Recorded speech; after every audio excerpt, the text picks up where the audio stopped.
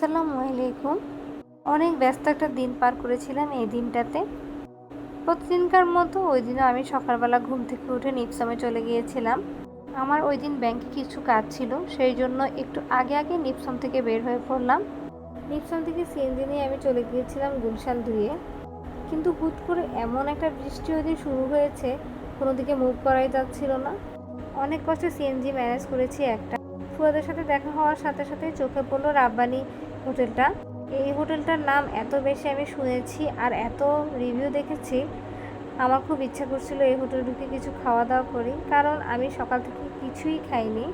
আসলে যেদিন কিছু খাই না ওই দিন কিছু খেতেও ইচ্ছা করে না। প্রথমে আমি চা অর্ডার করেছিলাম আর সাথে অর্ডার করেছিলাম নান রুটি আর গরুর মাংসের ঝাল ভুনা। খাবারের টেস্ট কিন্তু অনেক ভালো ছিল। এই হোটেলটার এত নাম শুনেছি, কাজেও প্রমাণ পেয়েছি এই হোটেলটা আসলেই ভালো। পাশে দেখলাম আপন জুয়েলার্সের একটা শোরুম। ফুয়াদ আমাকে যে কোনো একটা গোল্ডের গয়না কিনে দিবে, সেটা অনেকদিন থেকে বলছিল। তাই যেহেতু চোখের সামনে আপন জুয়েলার্সের শোরুমটা পড়লো, একটু ঢুকে দেখলাম কালেকশন কেমন। তো আমরা যে ব্রেসলেটটা খুঁজছিলাম ওদের ওখানে সেটা অ্যাভেলেবেল ছিল না। ওখান থেকে বের হওয়ার পর আমরা চলে গেছি পর্দার দোকানে। আমাদের বাসার জন্য পর্দা কিনবো, কিন্তু বৃষ্টি বেশি পড়ার কারণে ফুয়াদ একটু রাজি হচ্ছিল না পর্দা দেখতে যাওয়ার জন্য। কিন্তু আমার কথা হচ্ছে ভিজেছি যখন, তখন কাজগুলো সেরেই বাসায় যাব। 2-3 দোকান ঘোরার পর একটা পর্দা পছন্দ হয়েছিল, পরে ওই পর্দাটার অর্ডার দিয়ে এসেছিলাম। পর্দা অর্ডার করলে ওরা কিন্তু 2-1 দিন সময় নেয় পর্দাটা বানানোর জন্য।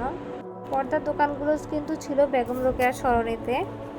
আগারগাঁ থেকে মিরপুর 10-এর এই জায়গাটার মধ্যে কিন্তু অনেক পর্দার শোরুম আছে, পছন্দ করে পর্দা কেনা যায়। এরপর সেখান থেকে স্বপ্নে গিয়েছিলাম কিছু কেনাকাটা করার জন্য।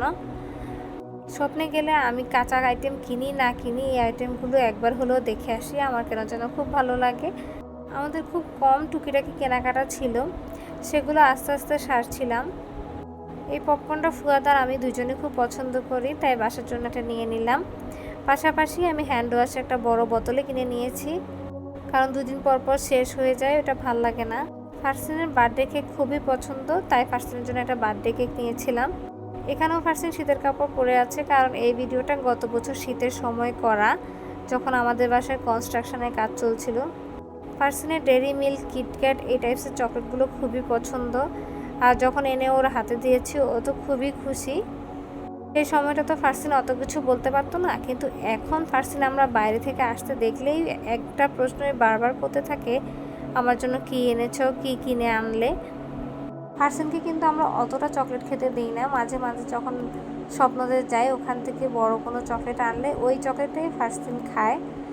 ডার্ক চকলেটটা ফারসিনের খুবই পছন্দ, কিন্তু ডার্ক চকলেট আনলে তো আর আমি খেতে পারবো না, আমার একটুও ভালো লাগে না। তাই জন্য ডার্ক চকলেট না এনে ডেরি মিল্ক বা কিটক্যাট এই চকলেটগুলোই আমি ফারসিনের জন্য নিয়ে আসি। ওর এই চকলেট খাওয়ার ভিডিওটা যদি কেউ দেখে হুট করেই ভাববে কতই না খাওয়া দাওয়া করে বাচ্চাটা, কিন্তু যখন ভাত তরকারি নেই তখন এই সিনারিটা টোটালি উল্টো থাকে। তখন ঘন্টাখানেক পার হয়ে গেলেও ফারসিনের মুখ একদমই নড়তে চায় না। চকলেট কে এনেছে? মাম্মাম। ইদানিং এই সমস্যাটা এত বেশি বেড়েছে যে কারো বাচ্চাই ঠিকমতো খাওয়া দাওয়া করতে চায় না। আমি তো ফারসিনকে যখন 1-1.5 ঘন্টা খাবার খাওয়ানো শেষ করতে পারি না, তখন খুবই হতাশ হয়ে পড়ি, কিন্তু আসলে কিছুই করার নেই, ধৈর্য ধরে ওকে খাওয়াতেই হয়। এমন একটা বাইরের খাবার না দেওয়ার পরেও খাওয়ার এত অরুচি, আর যদি বাইরের খাবারটা অনেক বেশি খেত তাহলে যে কী করতো আল্লাহই জানে।